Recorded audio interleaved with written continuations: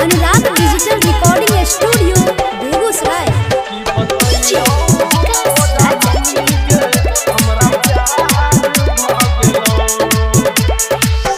की बतैयो तोरा मम्मी गे हमरा प्यार भ गेलो।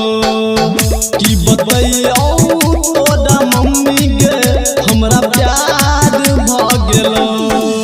कौन जाने शहर में मुजफ्फरनगर में, कौन जाने शहर में मुजफ्फरनगर में करार भ गेलो। की बतैयो तोरा मम्मी गे हमरा प्यार भ गेलो। की बतैयो तोरा मम्मी गे हमरा प्यार भ गेलो।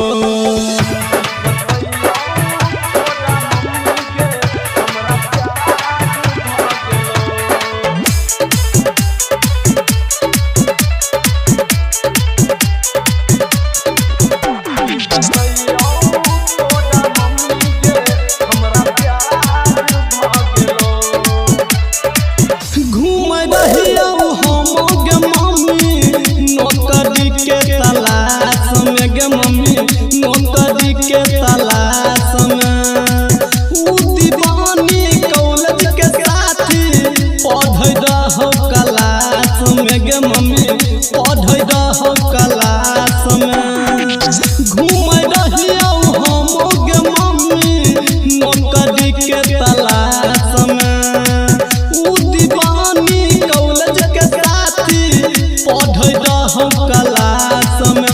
हेलो हाय करल को बाय बाय करल को, हेलो हाय करल को बाय बाय करल को मैं चाँद भ गेलो। की बतैयो तोरा मम्मी गे हमरा प्यार भ गेलो।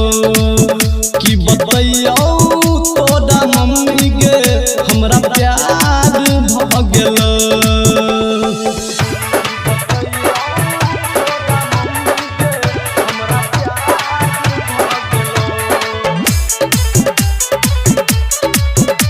Anurag digital recording studio Begusarai.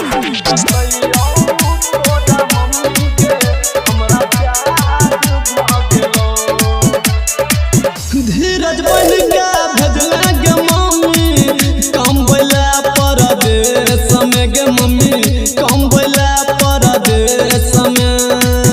पिके जी से भाड़ा लइके अइलो है उपदेश में गे मम्मी, अइलो है उपदेश में। धीरज बन के भेजला गे मम्मी कम बोला परदेश में।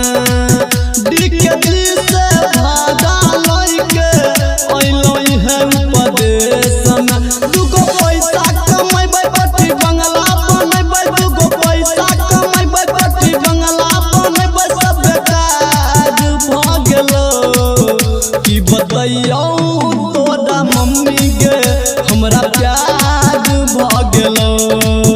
की